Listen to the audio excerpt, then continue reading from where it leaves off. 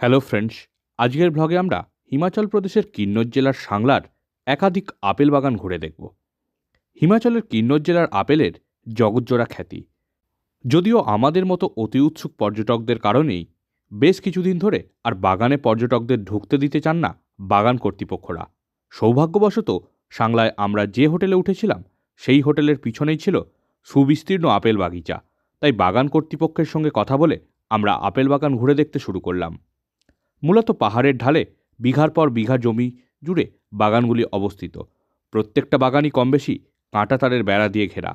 মূলত ৯,০০০ থেকে ১২,০০০ ফুট উচ্চতায় বাগানগুলি অবস্থিত হওয়ায় এখানকার আপেলের মানও ভীষণ ভালো হয়। আমরা এই মুহূর্তে রয়েছি সাংলার আপেল গার্ডেনে। আপনারা জানেন কিন্নরের আপেল জগৎ বিখ্যাত, মূলত লালচি আপেল, তার সাথে সাথে সাদা আপেলও রয়েছে। আমরা সেই আপেল বাগানেই রয়েছি।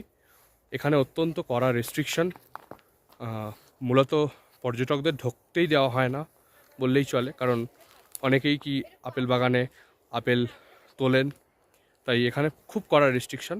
আমরা রয়েছি আপেল বাগানে, এটা সাংলা। বলা বাহুল্য এই ট্রিপের অন্যতম আকর্ষণ কিন্নরি আপেল। মূলত সেপ্টেম্বর অক্টোবর নাগাদই গাছ ভর্তি আপেল দেখার সুযোগ মেলে। সেই সৌভাগ্যই আমাদের হলো। কিন্নরি আপেল তার অপূর্ব রং, রসালো ভাব, প্রাকৃতিক মাধুর্য এবং মিষ্টতার জন্য বিখ্যাত। এখানকার আপেলের নানা ভ্যারাইটি রয়েছে। Royal, golden, red golden, green Apple সহ নানা প্রজাতির আপেল এখানে পাওয়া যায়। সাংলা, কল্পা সহ কিন্নর জেলার বিস্তীর্ণ অংশের অর্থনীতি মূলত পর্যটন ও আপেল শিল্পের ওপর ভীষণভাবে নির্ভরশীল। এখানকার অনেক মানুষই আপেল বাগানে কাজ করেন। পুরুষদের পাশাপাশি মহিলারাও বাগানে কাজ করেন।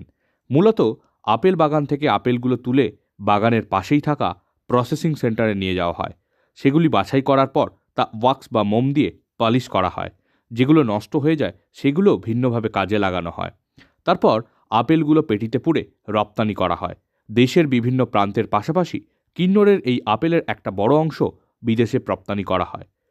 পর্যটকরাও চাইলে প্রসেসিং সেন্টারগুলো থেকে আপেল কিনতে পারেন। তবে রাস্তার পাশে চলার পথে অনেককেই আপেল বিক্রি করতে দেখতে পাওয়া যায়। সেখান থেকেও চাইলে যে কেউ কিনতে পারেন।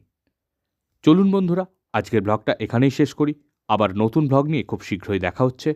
সকলে ভালো থাকবেন, সুস্থ থাকবেন।